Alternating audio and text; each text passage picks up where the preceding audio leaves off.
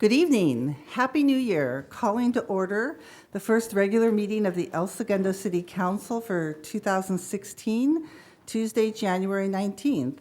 Please rise, and our city clerk will lead us in an invocation, and Councilmember Dugan will lead us in the Pledge of Allegiance. Heavenly Father, as we meet here tonight, we ask your divine assistance in conducting the affairs of the community. Please grant the leaders of our community the insight and courage to serve the citizens of El Segundo.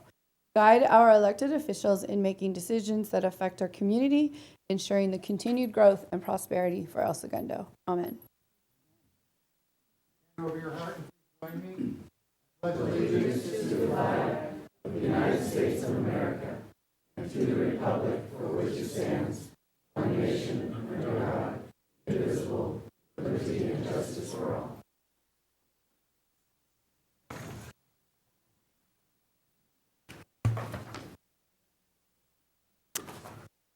Thank you. Well, tonight we have two presentations. The first is for the 2015 Chamber of Commerce Holiday Parade winners, and Linda Johnson. Thank all of the sponsors, the volunteers that make it happen, and again, the city for making the parade. It's such a wonderful event. We're thrilled to have the winners with us tonight. I'll call them up one at a time, and then we'll have a group photo at the end with the City Council. So to start, the Grand Marshals Award, which is the top award, goes to the Knights of Columbus. So if you're here, please come up.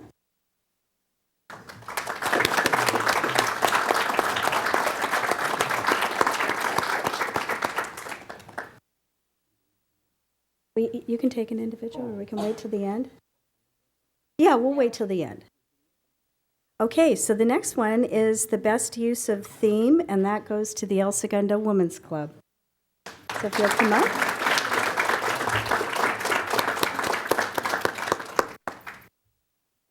And all of you can come up if you want to. We'll take a big crowded picture if you want. Sure. The more the merrier.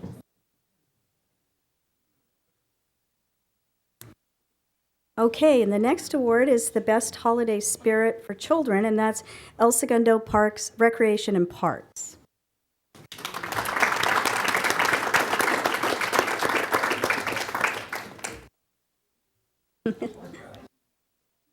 And then we have Best Holiday Spirit Adult, Rotary Club of El Segundo.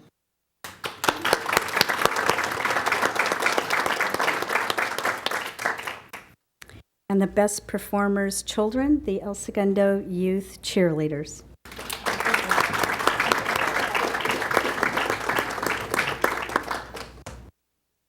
Best Performers Adult, South Bay Coastliners.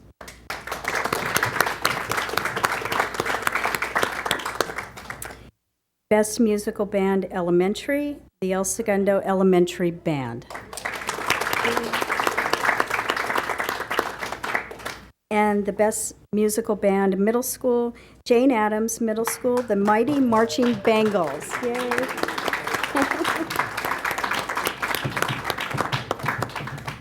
And the Best Musical Band High School, the El Segundo High School Band and Color Guard.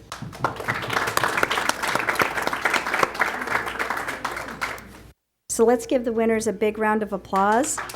And if the council would like to join, we'll take a photo.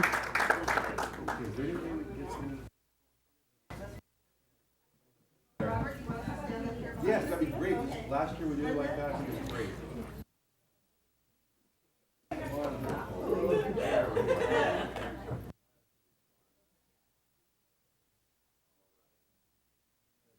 Let's see if I can get everybody. I think we can get everybody.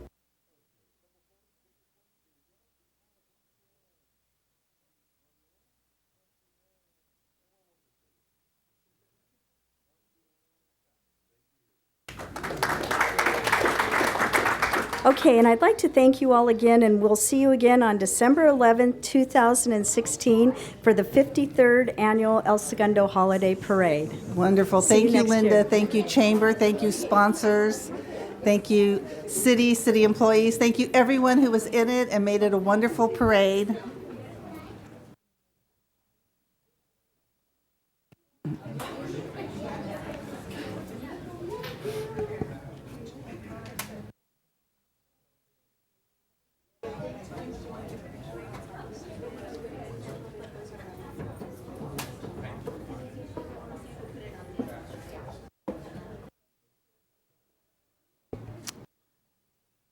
Our next presentation is going to be Chief Tavera talking about the El Segundo Police Department's active shooter program. Chief?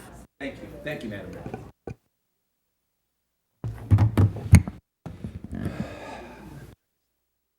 Madam Mayor, members of the City Council, I'm going to try this out with my glasses.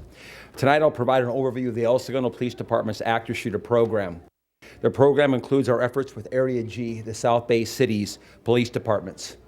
In 1999, 2 students entered Columbine High School in Colorado and killed 12 students and 1 teacher. They also injured an additional 24 people during the shooting before they killed themselves. This catastrophic event changed law enforcement throughout the United States' approach to what is now known as an active shooter situation.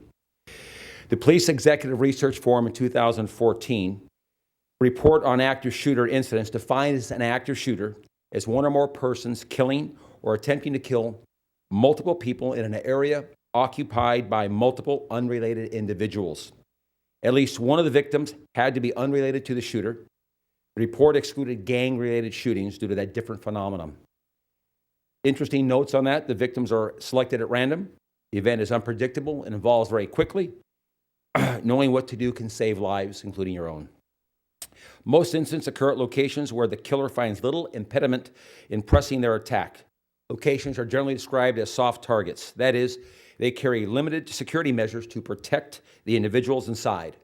In most instances, shooters commit suicide, are shot by the police, are stopped by their victims, or surrender when confronted by responding law enforcement officers.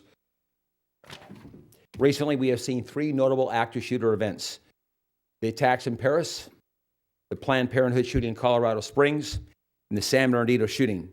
It should be noted that 2 of those shootings are terrorist events.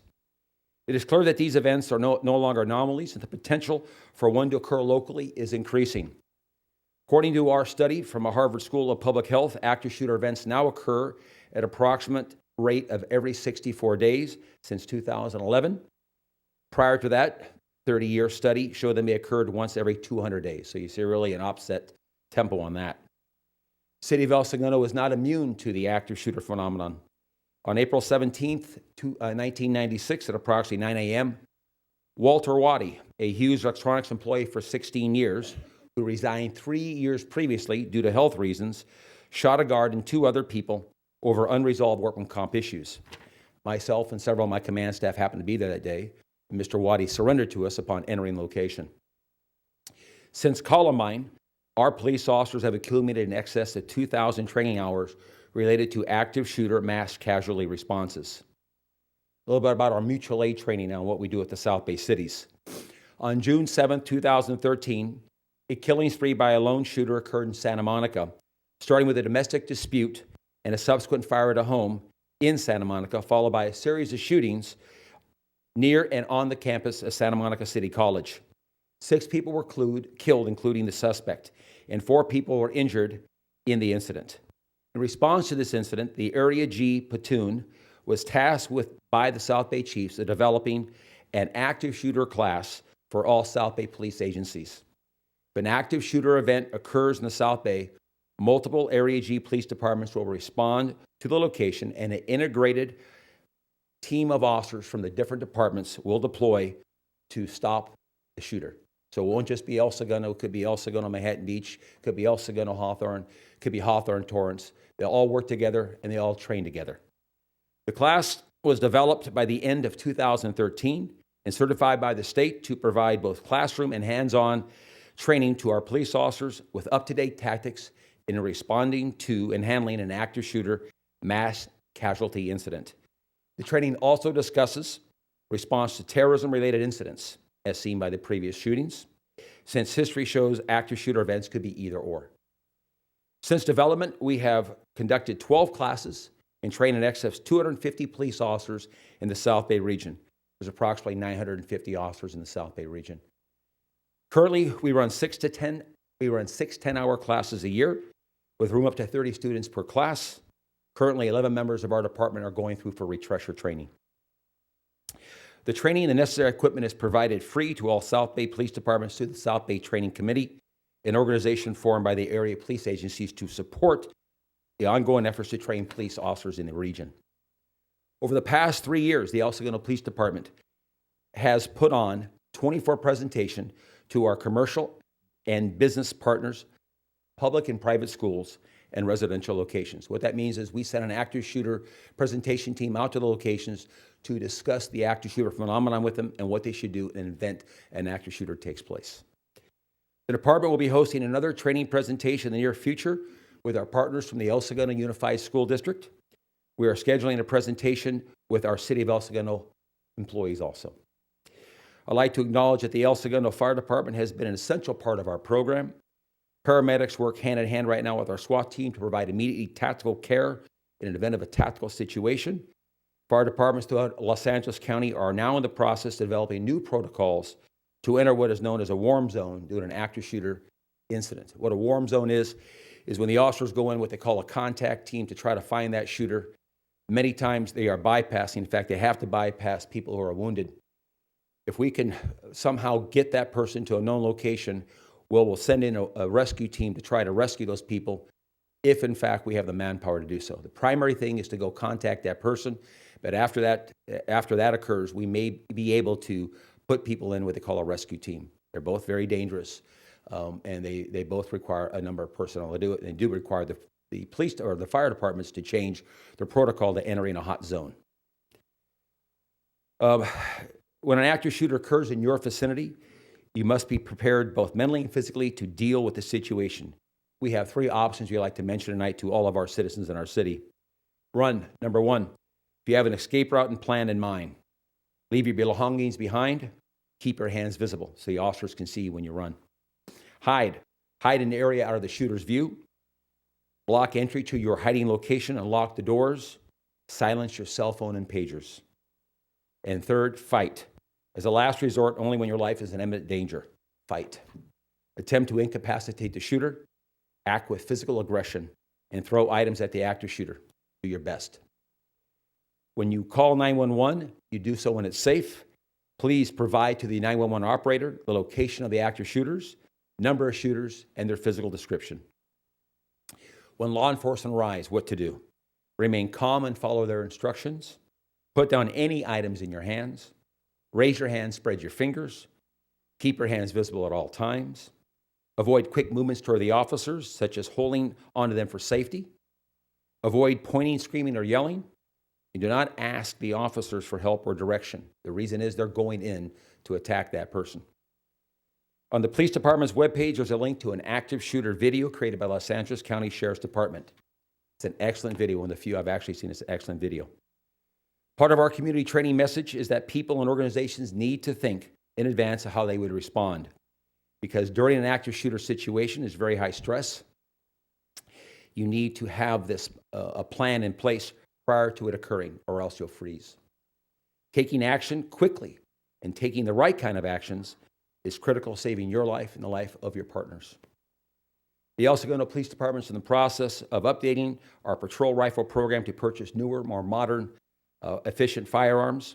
And we'd like the City Council to entertain at a later time, probably during our strategic planning session, the department to purchase a new MedCat armored rescue vehicle to safely and efficiently deliver medical personnel to situations where subjects are still engaging law enforcement officers, but immediate medical attention is needed for the victims of that incident. A MedCat's a little bit different than a standard armored vehicle. It provides things on the inside that are a little bit different than what you'd normally find, including litters, IV hookups, oxygen, and other things of that nature. The majority of incidents occur in commercial or education areas. 46% commercial, 24% education. Attackers are equipped 60% of the time with a handgun, 27% of the time with a rifle, 9% of the time with a shotgun, 41% carry multiple weapons, and 4% wore body armor. 2% left IEDs behind. Those are some quick notes. I'd be more than happy to answer any of your questions that you have of me. Chief, thank you for the presentation. I had requested City Manager have you come talk to us. I'm always concerned about emergency preparedness for disasters, but we see more and more of these, as you pointed out, with active shooters, and you talked about the last 2 that were in the news the most being acts of terrorism, and certainly we are surrounded by terrorist targets all around El Segundo. So I appreciate that. You mentioned the sheriff's video. It's excellent, and where I work, we show it at staff meetings to all of our employees, because the things that you expounded on beautifully, the video talks about, and we should all be carrying that in the back of our mind, what we would do in that sort of instant. I would. And again, as we have done 24 presentations to our partners, we'll do as many as we can. We have more scheduled, and we'll continue to do them as much as we can. Thank you, sir, and I recommend everybody watch the video that the chief mentioned. Thank you. Thank you, Chief. I have some questions, not about your presentation. Should I wait until a later time? Do that? It's about public safety. Go ahead, whatever So, you need. since you're here.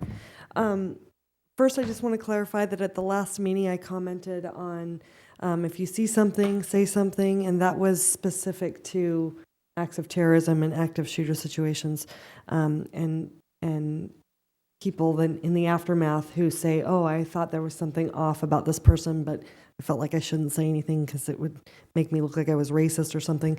That was my point to saying that it wasn't about general public safety, although it does apply. I just wanted to clarify because I've been receiving messages from people about that. But I've been asked by a few community members what the council's plan of action is to deal with the rise in crime in El Segundo.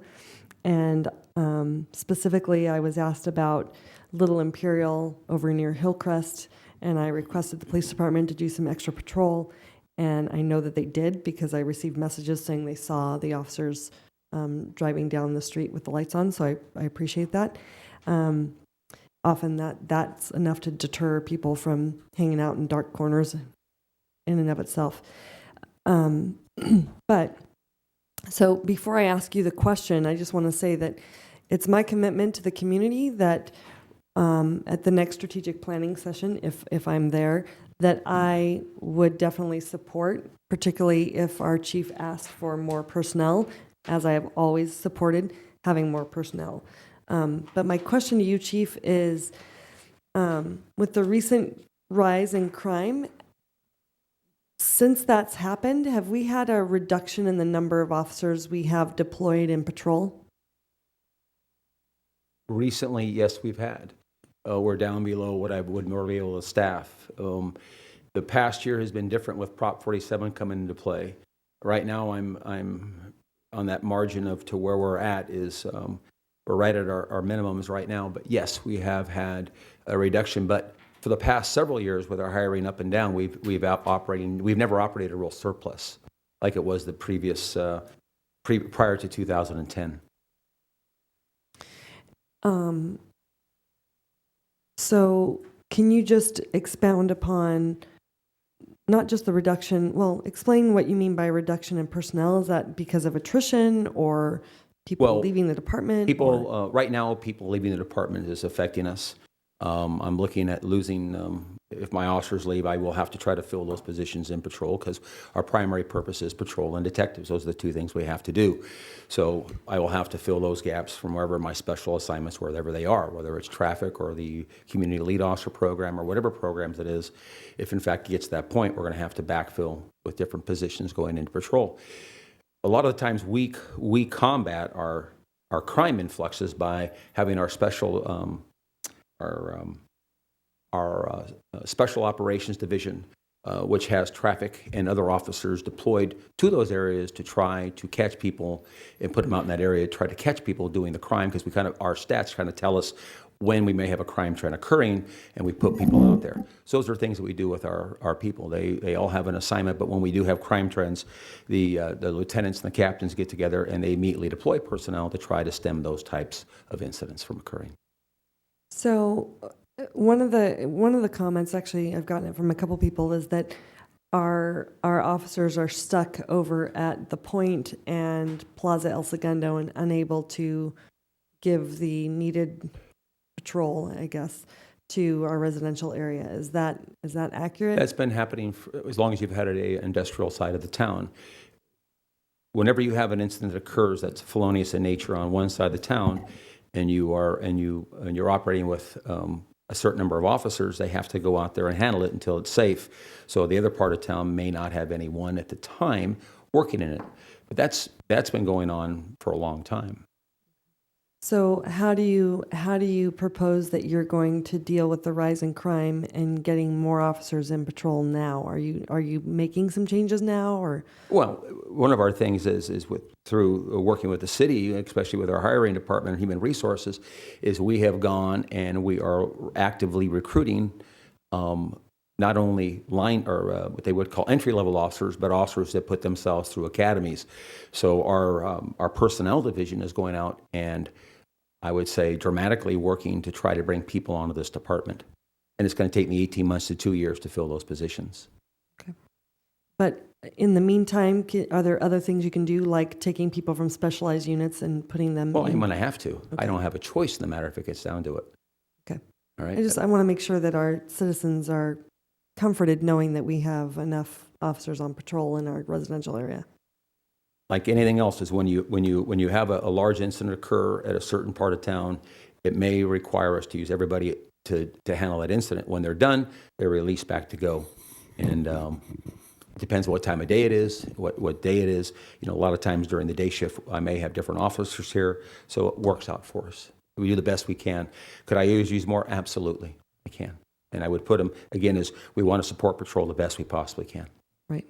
And just so you know, I'm not asking you this to put you on the spot. Oh, that's okay. I kind of know the answer. I've worked in law enforcement a long time, but I just want the public to understand what we're doing to deal with the rise in crime. And I would just say this to you, that every day, I don't have CompStat, which a larger departments have, every day that the sergeants, lieutenants, and captains get together to discuss crime trends that occur in our city. It's a daily occurrence. Great. Thank you. Thank you. Sir. And it's strategic planning. We approved 3 police officers, correct, this summer? And I understand we have a new police officer We joined. just did. Mr. Yeah. Slover just I would started. say it was a familiar last name. so- Slover, yes. Yes, He and just started. Perhaps we can have him come to a council meeting to be introduced. More than happy to try that, ma'am. Okay. Yes, Yeah, sir. I want to congratulate the department on a couple of items that the people reporting, seeing it and reporting it over on Concord or wherever, that reporting caused enough personnel from El Segundo to capture 2 of the 3. Yes, that's true. And then out in the industrial area, you had another robbery or something from Best Buy, I think. Yes. And you were able to catch. I would say this, that not from me, but from them. The See Something, Say Something program has been something that has been going on for a while. Yes. And we broadcast it over and over, and it really came into play with the capture of 2 residential burglars last week. Able to get out there, and then Best Buy did have a robbery. We were able to capture not only one person, but the officers, while they were on scene, a commercial burglary occurred, and they were able to capture that person. So they did a good job. Congratulations. Thank on you. that. Well, thank them. They do the work. Yes. Yeah. They do the Thank work. you to all of our police Department officers. is great. Yeah, they do a good job. Thank you. Thank you. Thank you, Chief. Madam Clerk, roll call. Councilmember Dugan. Here. Councilmember Atkinson. Here. Councilmember Fellhauer. Here. Mayor Pro Tem Jacobson. And Mayor Fuentes. Here. Now is the time for public communication related to city business only, 5-minute limit per person, 30-minute total.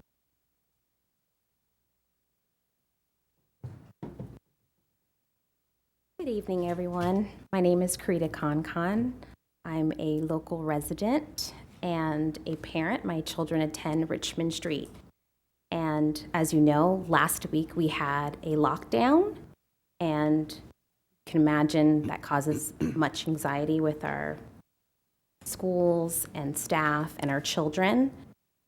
And just to piggyback on what we've discussed, it sounds like there has been a lot of citizens calling for action. I moved here 18 months ago, and I had plenty of visitors coming by, and I would tell them, when you guys come, make sure you come to complete stop at every stop sign, because every single street that I go down, I see a police officer. It was like a running joke. I was like, oh my gosh, are they actually following me? Well, I can honestly tell you, I can go weeks and never see any officers. And I know that it's affecting public safety. I had no problem walking to the 99-cent store I live just up the street at night. I won't go by myself anymore because I just don't feel as safe as I used to. And it's really unfortunate because one of the best feelings that I had when I moved here was just a feeling of peace. And I know I'm representing a lot of parents, especially specifically on the Facebook page. And it's sad to me that they're not here because I feel like if you don't show up and speak up, then you really have no right to complain. So that's unfortunate. And I know that across the board, crime is up 400% with commercial buildings, 133% vehicle break-ins, auto theft is up 50%. And when we have incidents like at Best Buy, it's like resources are all driven there, and then what's going on in our residential area, like who's watching the city. I know that there's odds with the police association and council. My question is, why are officers being lured, for lack of a better word, to other agencies? My stepdad's a cop, so I know how difficult it is to retain amazing officers and to hire, and the money that goes into doing that. And so it's no easy task to do that, and I'm so thankful that we do have the amazing officers that we have, but what can we do so that we don't lose more officers? And how can we come together so that they want to stay here? That's my question. Council doesn't comment till public communications are closed. Thank you. This is my first time. So should I take my seat? Okay, thank you.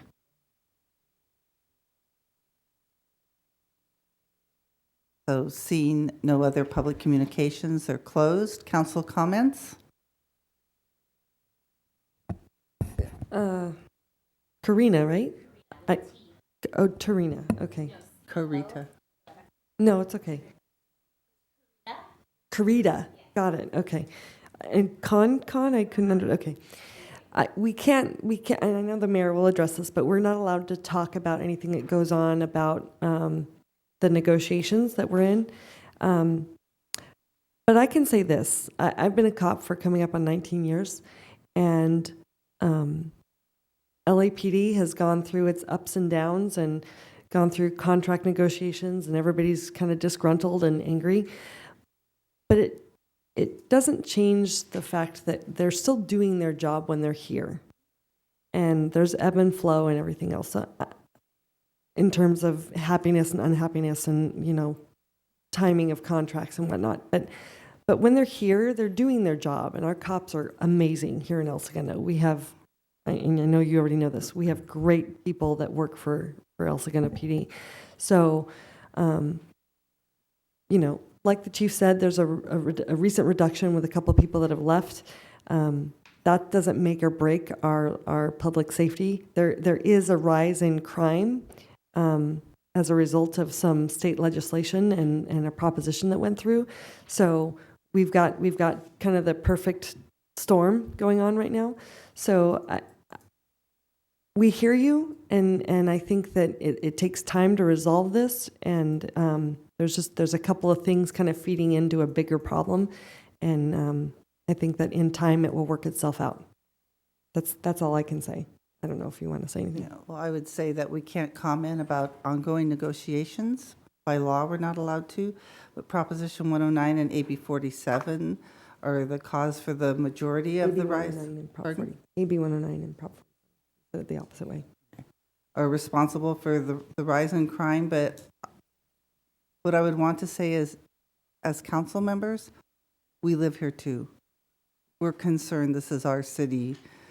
We live in homes and walk the streets and drive the streets, and so we all have the same concerns. We're not immune to it. So we're very aware, and we're looking for a successful outcome and hiring more police officers like we just talked about with the chief. We approved 3 this last summer.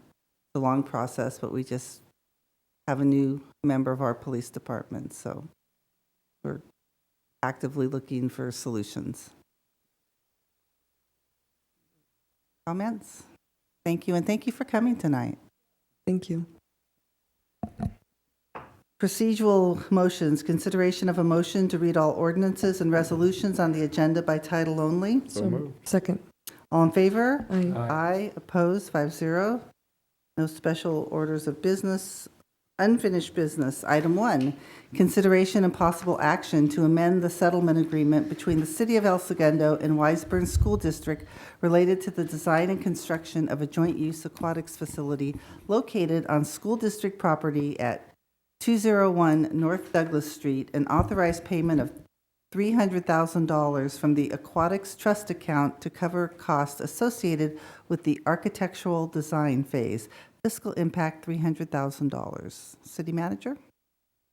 Mayor, members of council, in May of 2013, the city and the Wiseburn School District entered into a settlement agreement wherein we would agree not to oppose the construction of a high school or the unification of the district and the construction of a high school on Douglas. And the district would, in exchange, build an Olympic quality competition swimming facility as part of their facility, and then the city would agree to operate it through a joint use agreement. In March of 2015, the council voted to expand those plans, to expand the facility, to add a second pool, to increase some of the other amenities there, and to commit up to $1.8 million in funding from the city's aquatics funds if necessary after a fundraising effort. Shortly thereafter, the district approached the city and indicated that they wanted to change one of the terms of the agreement to go from a 1,200 student cap that was previously in the agreement to a 1,600 student cap. They had an opportunity to add another school as part of the high school program that would increase their educational opportunities and increase the student count. So staff and the district have been in discussions for the last several months, and what we have before you tonight is a revised settlement agreement that implements the larger pool facility, implements the intent to jointly try to raise funding, but for the city to commit up to $1.8 million from the aquatic funds if necessary to complete the facility, including a immediate payment of $300,000 from the city to help fund the added design costs. The amended agreement also increases the student cap from 1,200 students maximum to the 1,600 students that I discussed. In exchange for that, Wiseburn would agree to fully fund the equipment maintenance fund for the pool, wherein it was previously being split between the two parties. The Wiseburn District and Da Vinci would agree to fully fund the equipment replacement cap for 50 years, which saves the city over $1 million over that period of time. And finally, because of the discussions, the change in plans, and the delays associated with those, the revised agreement moves the completion date back to July of 2018. We certainly hope to have it done prior to that, but that would be the date, the agreed upon date for completion. The district's plans going forward, just so that you're aware, are to submit the plans to the state. As a school facility, the local agency, our planning and building department doesn't review the construction plans, the division of the state architect does. So those plans will be submitted to the state as early as this week. The district will manage the project through the state's design review process, hopefully having the plans back and approved for bidding late this year. Construction occurring throughout 2017 and completion in early 2018. That's my report, and the recommended action before the council tonight is for you to approve the amended settlement agreement to authorize the city manager to pay $300,000 to the Wiseburn School District. I'm here to answer any questions. The district does have plans to take a similar action tomorrow morning. They have a board meeting at 8 o'clock in the morning. So the plan is for council to act tonight, for the board to act tomorrow, and then we'll move forward with the submittal of the plans. Greg, isn't the $300,000 not due until we actually get to the point where they're doing that? Should be toward the end of this year. There is a delay in our payment of the $300,000. I believe it's when the plans are approved and returned back from the state. My one comment is the use of the USRA funds, and I hope that we're planning to pay that back with fundraising and all, and I want the council to go on record as that's plan. It's not a commitment, but that's where we're trying to go. So that that facility can be brought up to standards along with the new facility. Absolutely, I agree. Right, 100%. that's always been the plan, but they're not the Eurosari funds, they're the aquatics funds, but Correct. that would be used for Eurosari. Correct. Correct. So, Just to provide a more complete answer to the question I was asked by Councilmember Atkinson, the revised agreement does say that city agrees to provide $300,000 to the aquatic center budget for design costs payable within 30 days of the district receiving approved stamp plans back from the state. Thank you. But they were raised when we only had sorry. True. well, but at one It point, was actually from the MEPS facility. right, when we got the MEPS money, that was not specifically for Eurosari. That was when the city was talking about putting in a facility somewhere. So, Well, but we did only have one facility, and we still do. true. I think the intention of it was to be able to refurbish Eurosari. Certainly, that certainly was my intention when I was on the planning commission. Any comments? I move to approve. Second, All in favor? I Aye. Opposed? 5-0. Thank you. We have no reports of committees, commissions, and boards. Any pulls from the consent agenda?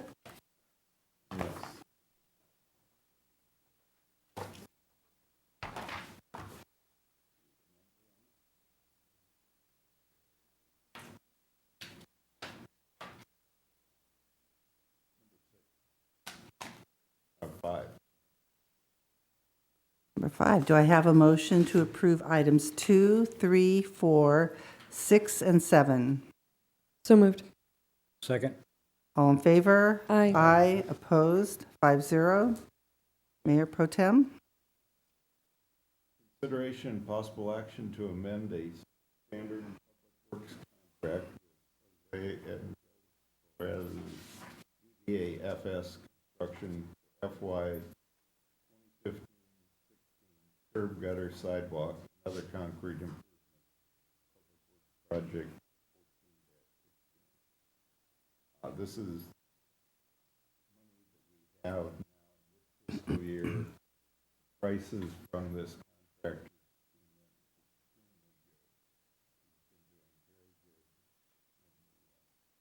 parts. So this is one of the things we promised to start working on the infrastructure. Part of that. Call it out. And I'll second. All in favor? Aye. Opposed? 5-0. Thank you. New business, consideration and possible action to award a standard general services contract to the lowest responsible bidder, Sierra School Equipment Company, for the council chambers theater seating refinishing project. Project number Public Works 15-29A, fiscal impact $38,178. City manager? Stephanie Katsouleas, our Director of Public Works, will give you a brief overview of the project and ask you a question about the treatment of the walls in the council chambers. And actually, this is an item that we've needed to address for years. We've put off having this conversation for years and years, and obviously the state of the council chambers shows that lack of activity, but we just thought it was more prudent to use our money for other purposes, and we were somewhat lucky earlier last year when we had an opportunity to generate some revenues as a result of filming in this room, and we thought it was well past time to address the council chamber's appearance and function. So I'm actually very happy to be talking about this tonight. Stephanie. Greg just stole all of my thunder, so if you have any questions, I do want to show you, I don't know how much it comes through in the photo, but the carpet that we've selected is a nice lighter color, should help brighten the room. The seating with the manufacturers that we've talked to, this mohair, as you can tell, has lived a very long time. It's actually held up very well for how long it's lived. So we wanted to stay with that. There are a lot of options that are less expensive. None of them, I think, will give the durability that this mohair has clearly done. But we did want to move into maybe a different color that wears better over time, that complements the carpet. complements the furniture that we have in here. And obviously, we're very excited about it. I think everybody in this room probably thinks that they've wanted this for a long time. So we're on target with this project to take advantage of a 3-week gap between council meetings to start on March 16th and be ready by April 4th with all of the new chairs refurbished. And I do want to point out, we're keeping these chairs. They're going to be stripped down completely. All the paint's going to be taken off. They're going to be repainted in kind of a brushed nickel look, a more modern look, with the blue and the carpet. It will be gorgeous. And the only thing that I'd really like some direction on is to what extent you want to do this council chambers refurbishment. I have a proposal on the table to either drywall over the existing brick walls or to paint them in terms of really bringing this up to a more current look while maintaining kind of the texture and theme that we have. Personally, I'm a big fan of painted brick. I know some people are not.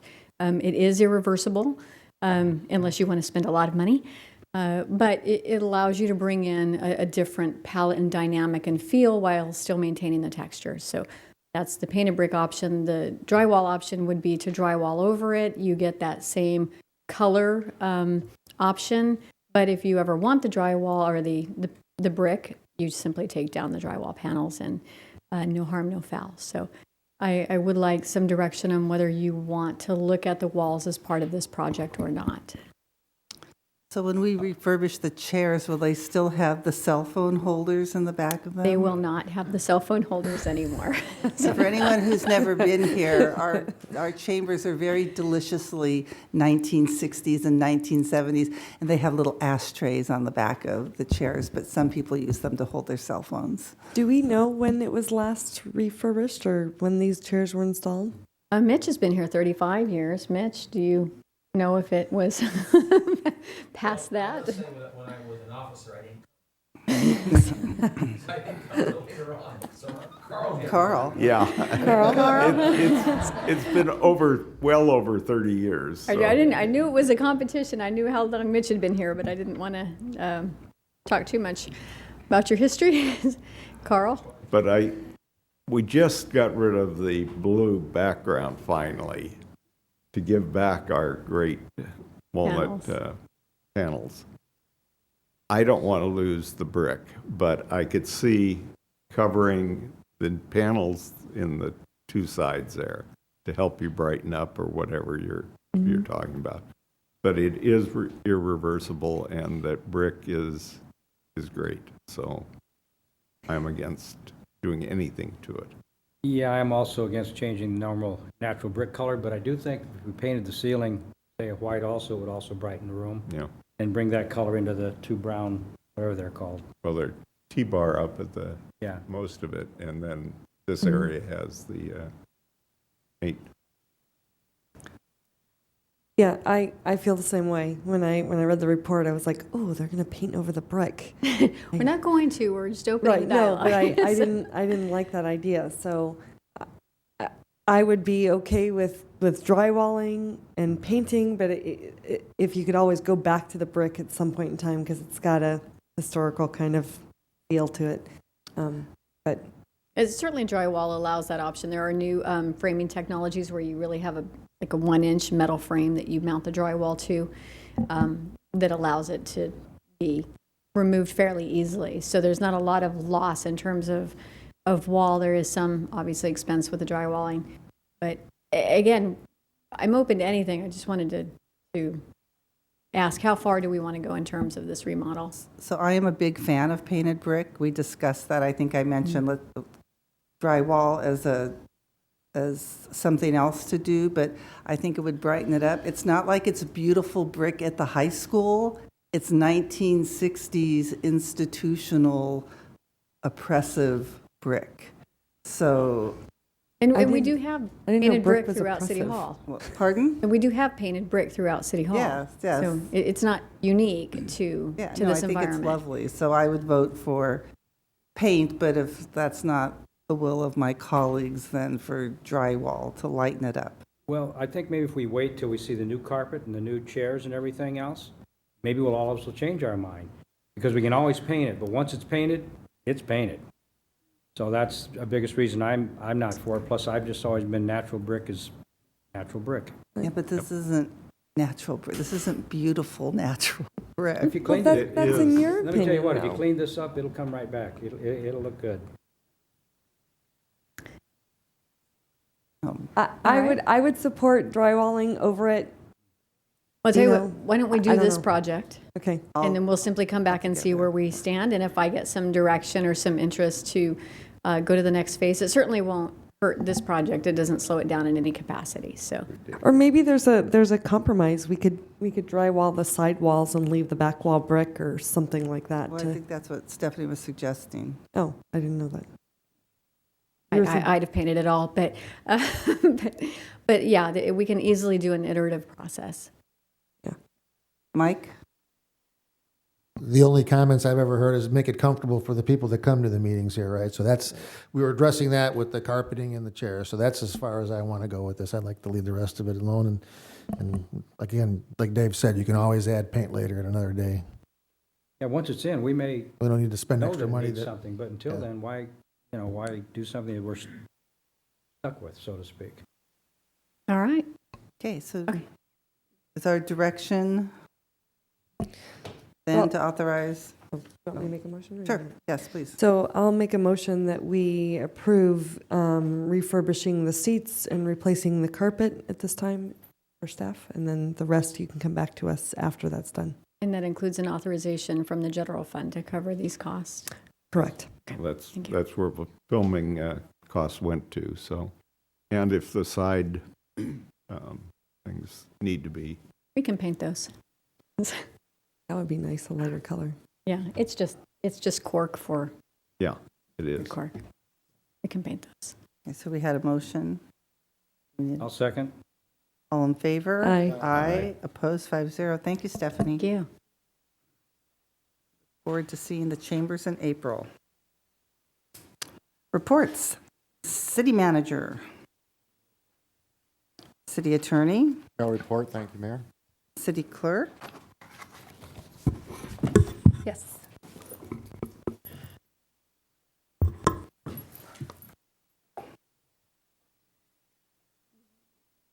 I'm sorry, did you say yes? Yes, sorry. You guys, I'm typing and writing at the same time, sorry. So consideration and possible action, wrong one. Consideration and possible action to award a standard general services, still wrong one? All right, let's go one more. Number 9, I got it. Consideration and possible action to introduce an ordinance to amend section 1-4-2 of the El Segundo Municipal Code, ESMC, relating to the selection of the mayor and the mayor pro tem, adopt a resolution amending City Council Resolution 4945, calling for the April 12, 2016 general municipal election, to amend the language in section 1 to read vote for no more than 3, fiscal impact none. So as far as the resolution goes, we're just changing the wording from the vote for 3 to vote no more than 3, which you recommended at our last meeting. And then the other item is we need to change up the municipal code because we have new laws in effect.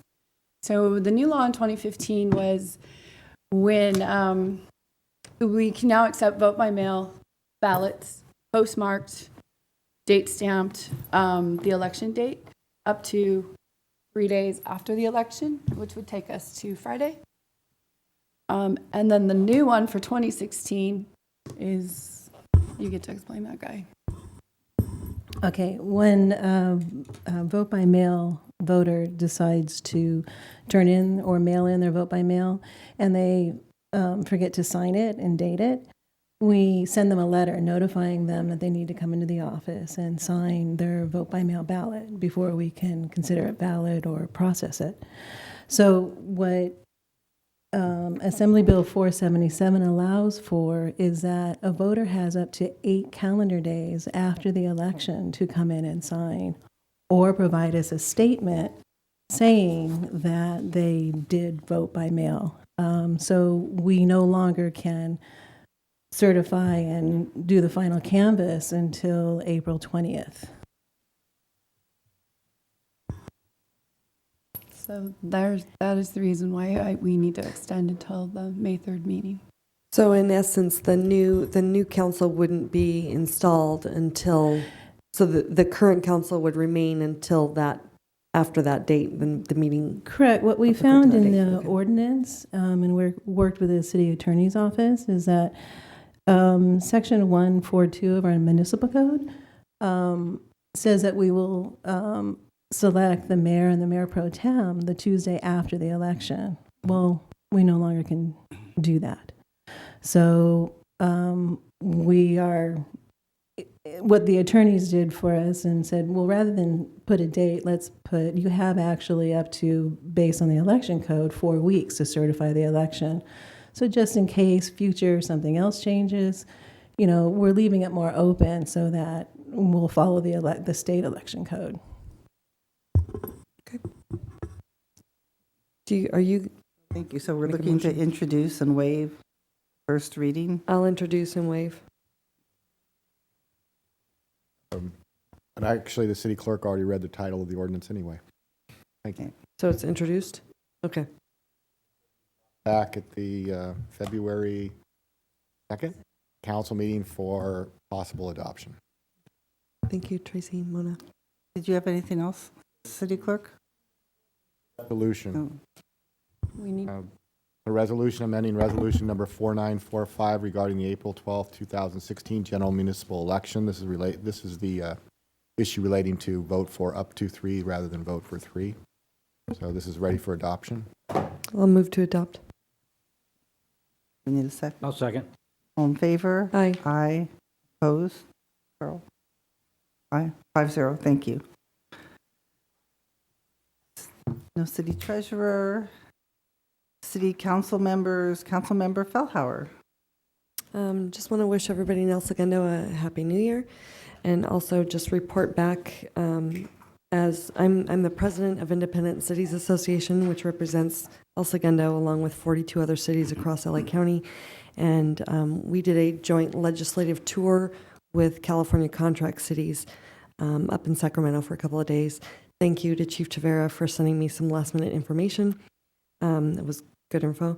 We met with a lot of senators and assembly members, including El Segundo's Representative Autumn Burke and Ben Allen, our senator. I discussed issues involving public safety funding, transportation, which is a regional issue, and the specific issue to El Segundo that I talked about was the fact that we only get 6.3 cents back on the dollar from LA County from our property taxes. So that's been something I've been kind of touting for a while. It takes time. I'm working on it. Thank you. Councilmember Atkinson. Nothing this time. I just hope the lady that was here will bring all the neighbors so we have more people involved in all the issues that do come up before the city. It's very important to get involvement out of our community. Thank you. Thank you. Councilmember Dugan.